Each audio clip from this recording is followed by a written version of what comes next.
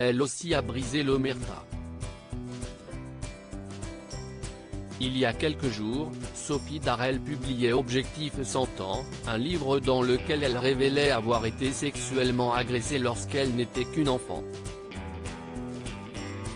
Sans révéler l'identité de son bourreau, l'ancienne complice de Guy Lux expliquait qu'il était un célèbre animateur de radio, récemment décédé. Un témoignage bouleversant, qu'elle a complété sur le plateau de Crime et Faits divers ce jeudi 28 janvier.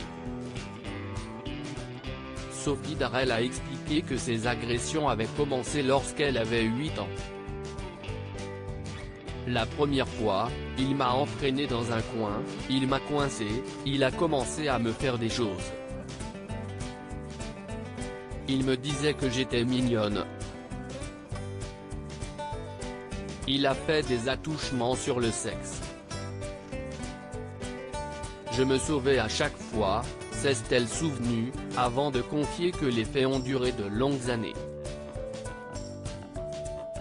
Pendant très longtemps, Sophie Darel a choisi de se taire, incapable de prévenir ses proches des abus qu'elle subissait.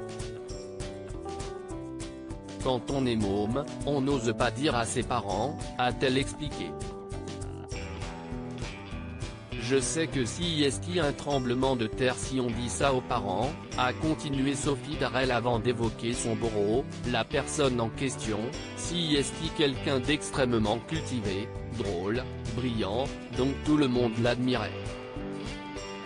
Et je ne me voyais pas, entre la soupe et le fromage, dire à mes parents au fait, je vais vous dire un truc. Donc j'ai attendu des années, je ne l'ai même jamais dit à mon ex-mari Bernard Gollet. J'avais toujours cette impression que ce n'était pas joli à raconter. Sur le plateau de NRJ12, Sophie Darel a ajouté que cette personne avait également abusé sexuellement d'un petit garçon qu'elle connaissait. Je le sais puisque c'était un copain de mon âge. Lui n'avait pas parlé non plus à ses parents.